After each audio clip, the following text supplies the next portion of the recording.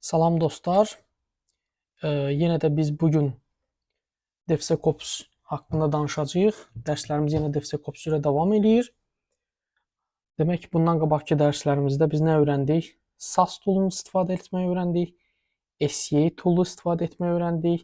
Container Security öyrəndik və nə öyrəndik? Infrastructure as a code. Yəni bunlar haqqında yetərli qədər məlumatımız var. Bundan qabaqki dərslərimizdə bugün mən sizə SBOM haqqında danışacağam. SBOM nədir və bunun DevSecOps-da mahiyyəti nədir və meyarlar nədən ibarətdir? Gəlin buna birlikdə baxaq və sonda bir yerdə sizlə lab həyata keçirdəcəyik. SBOM nədir? SBOM açıqlaması Software Bill of the Materials deməkdir. Proqram təminatında istifadə olunan bütün komponentlərin siyahısıdır. Bu əsasən nə ilə müştərək işləyir? Bu bizim sadaladığımız toollardan SCA ilə bərabər işləyir. Yəni ki, Software Composition Analysis ilə bərabər işləyir. Məzmun bundan ibarətdir ki, nələri o kopyalayır, götürür, komponentləri yığır, bir material kimi saxlayır. Kitabxanaları, versiyaları, lisenziyaları, mənbələri, belə deyək də, oxşarlıq kimi mən sizə qida məhsulundakı tərkib hissələrini nəzərdən keçirə bilərəm. Adi, məsəl üçün, belə natural bir sok, onun arxasında oxuyucuda nə yazılır burada? Hansı vitaminlər var burada, nə qədər su istifadə olunub, nə qədər. Bu onun tərkib hissəsi. Bax, o tərkib hissələrdən bu günləri biz sizinlə danışacağıq.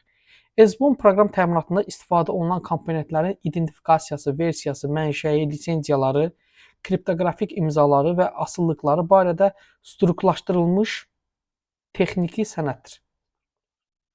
Texniki bir sənəddir. Bugün biz bu sənədlərə bir yerdə baxacağıq. SBOM-un ən sadə dildə izahını sizə anladıram. Çünki bəzi dostlarımız var, ola bilər ki, biraz çətinlik çəksin bu barədə. Ona görə mən məcburam ki, sizə bəzi dostlarımıza, yəni ki, ilk başlayan dostlarımıza mən bunu bu tərzdə başa salım. SBOM nədir? Təsəvvür edin ki, bir meyvə suyudur, incənə dediyimiz kimi. Arxasında yazılıb su, şəkər, portağal, ekstrakt və E vitamini. Bu meyvənin suyunun tərkibidir. İndi baxaq görək SBOM nədir? Proqramda da belədir. Yəni proqramda da belə nəzərdə tutulub o. Yəni ki, necə belə deyək, meyvə suyunda nəzərdə tutulur. Proqramlarda tək bir şeydən ibarət deyil. Onların daxilində başqa proqramlar, kitabxanalar, alətlər var. Məsələn, requests var, düzdürmü? İnternet üçün. NumPy var.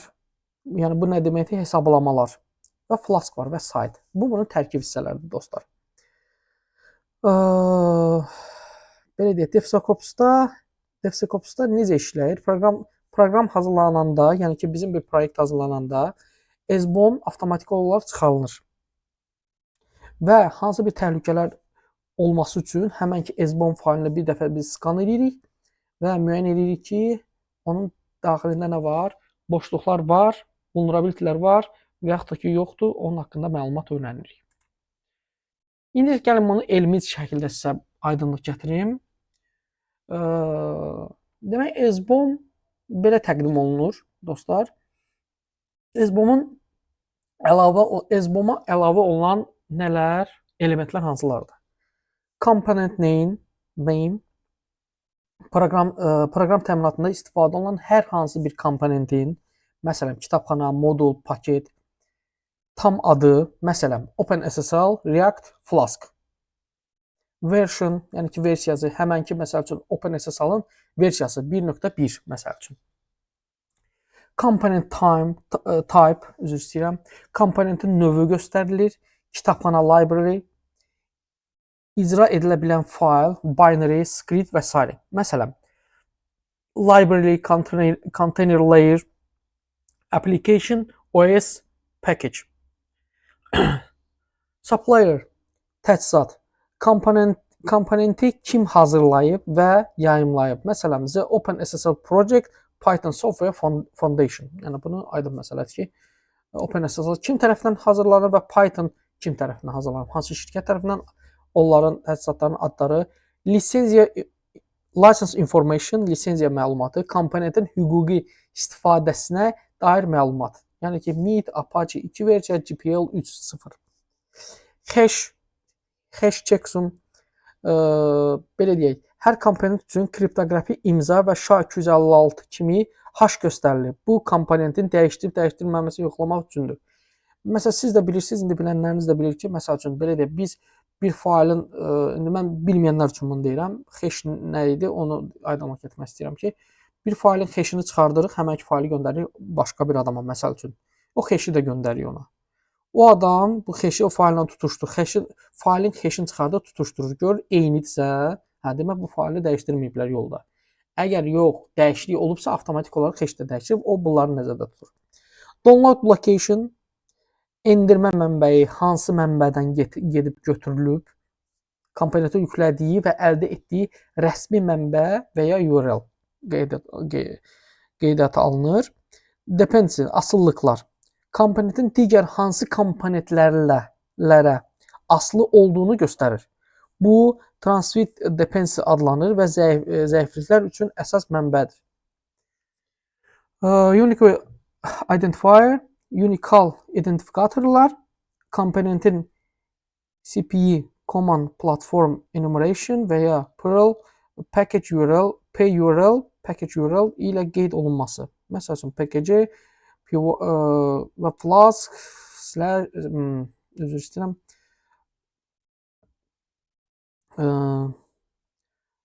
Sabaçka 2.2.5, məsəl üçün, belə götürək də. 2.2.2.5. Bu gördüyünüz ki, bu ümumi komponentlərdir ki, EZBOM onun siyahısını çıxardır. Aydın oldu dostlar. EZBOM-un DevOps-dakı rolu riskləri aşkarlamaq və azaltmaq, lisenziyanın tələblərinə cavab vermək, zəiflikləri olduqda tədbir görmək. Bax, bu əsas meyillərdən biridir.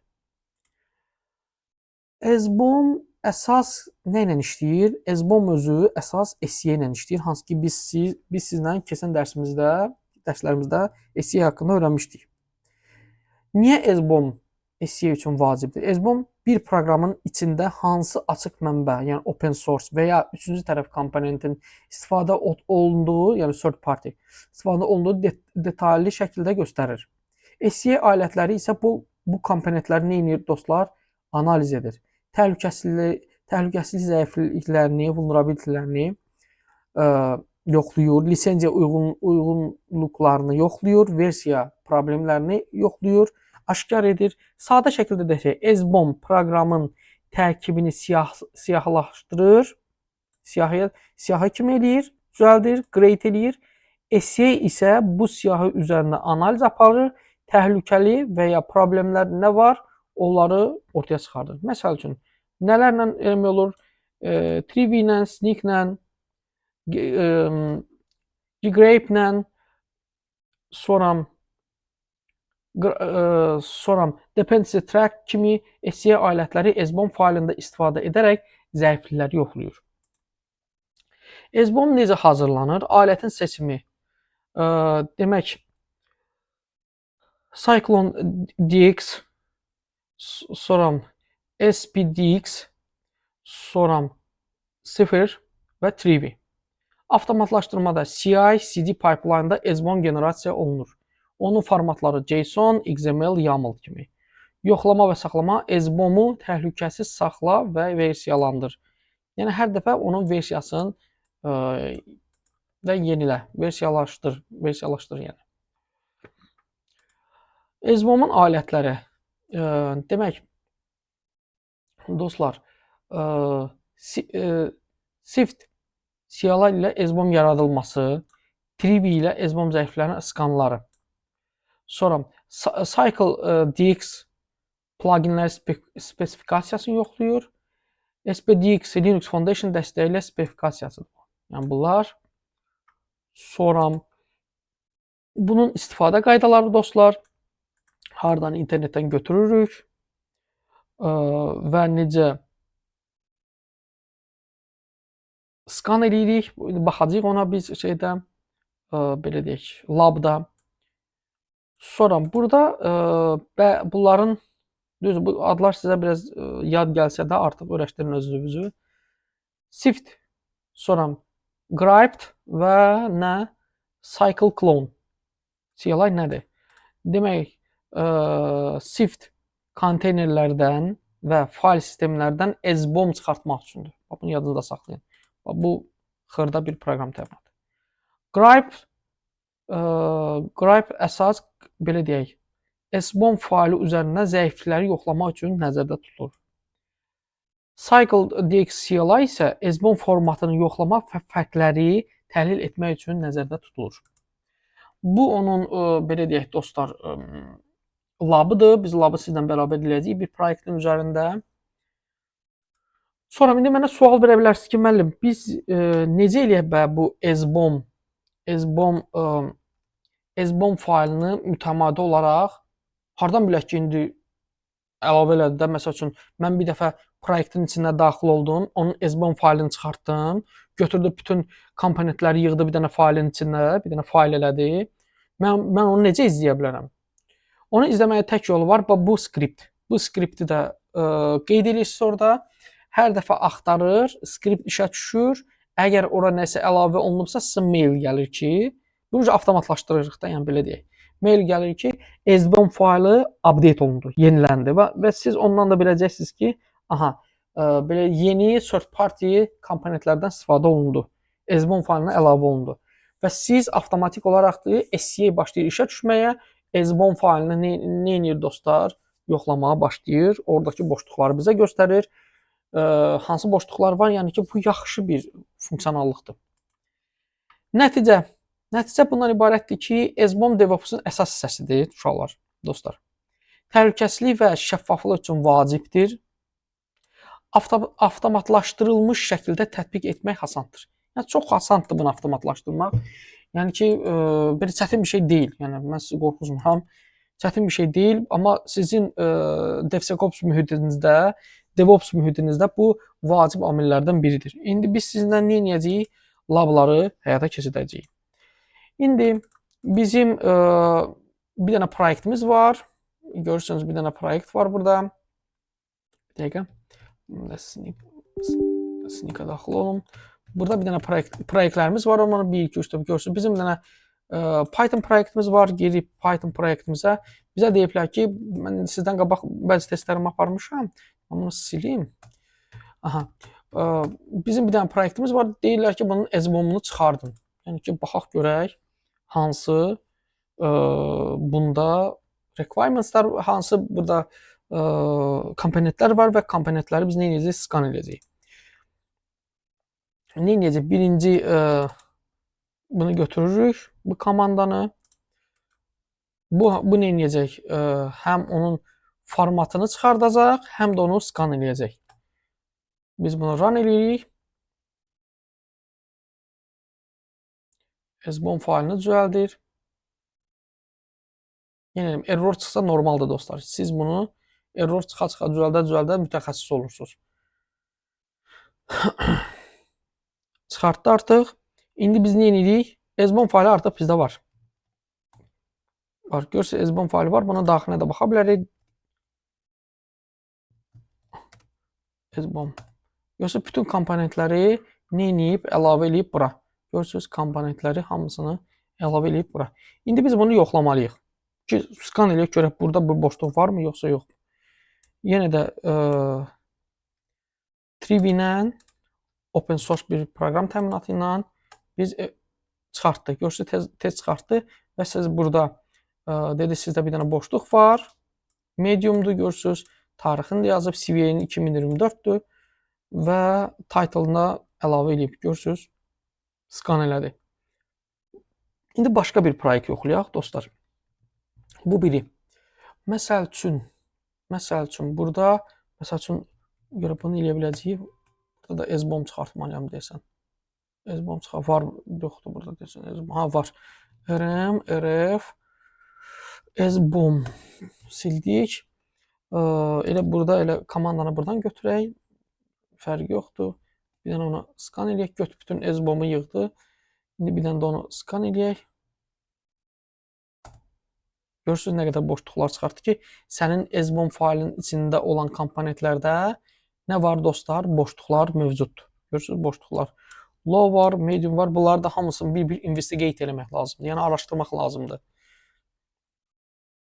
Bu digər proyektimiz, görürsən hamısını SBOM-un yığmışam və onun üstündə işləyib onları düzəltməliyəm.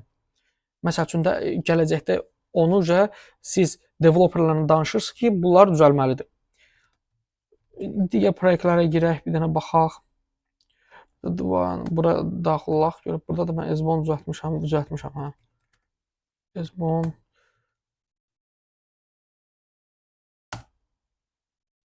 bir dənə skan eləyək. Bunda yoxdur.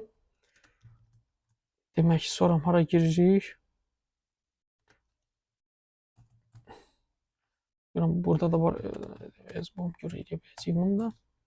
Yəni tez-tez eləyirəm ki, yəni həm də sizin lablarda siz bunu dəqiq görəsiniz. Bunda da deyəsən yoxdur. Deyəsən yoxdur. Yoxdur bunda da. Yenə də baxaq. Django'ya girək baxaq. Bunda da SBOM olmalıdır deyəsən. Ha var. SBOM varsa bunu heç bildiniz komandanı.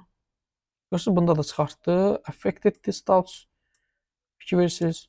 Installation version 4.3.4.1. Burada da yazıb. Məsələn bu linkə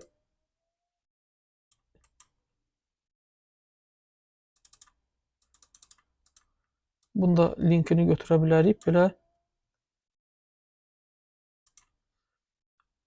atarıq bura. Baxaq görək bizə nə verəcək. Görürsünüz burada da cross-site scripting bunlara bir current event yazıb burada potential mitigation nələrdən ibarətdir? Onlar haqqında ümumi bizə nə verdi? Özdə mediumdur, 6-1 skordur. Görürsünüz. Burada hamısı qeyd olunub. Bootstrap'dır. Görürsünüz. Görürsünüz deyir ki start version bunda, end version budur. Görürsünüz burada nədir uşaqlar, dostlar? Hamısı qeyd olunub. Bu da bizim labımız. Çox asandır bu lab. Yəni ki, deyəcəksəm mənim çox asandır. Yəni ki, SBOM haqqında ən azından anlayışınız oldu ki, SBOM nə üçündür və nəyə görə istifadə olunur. Və DevSecOps da bunu çox istifadə edəcəyik. Və bu, məndə bir dənə şəkil var idi. Bir dəqiqə görüm o şəkil tapa bilsəm, sizlə bölüşərəm. Bir dəqiqə. Məndə olmalıdır. Və çalışın özünüzə belə bir Notion qurun. Notion olsun. Notion'da bunları qeyd eləyin ki, yaddan çıxmasın. Mən valla baxın görürsünüz. Burada fikir verirsiniz. SBOM-u harda qurub? Sırf SC komponentlərdə qurub. Fikir verdiniz. Bu bizim pipeline'dır. Yəni ki, DevOps-DevOps-un üstündə də nə ediblər? DevSecOps tool'larını inteqrasiya ediblər. Bu qədər dostlar. Suallarınız olsa yazın. İnşallah dərslərimiz yenə də davam edəcək. Hamınıza uğurlar arzu edirəm. Çalışın bu sahənin üstündə işləyin və genişləndirin.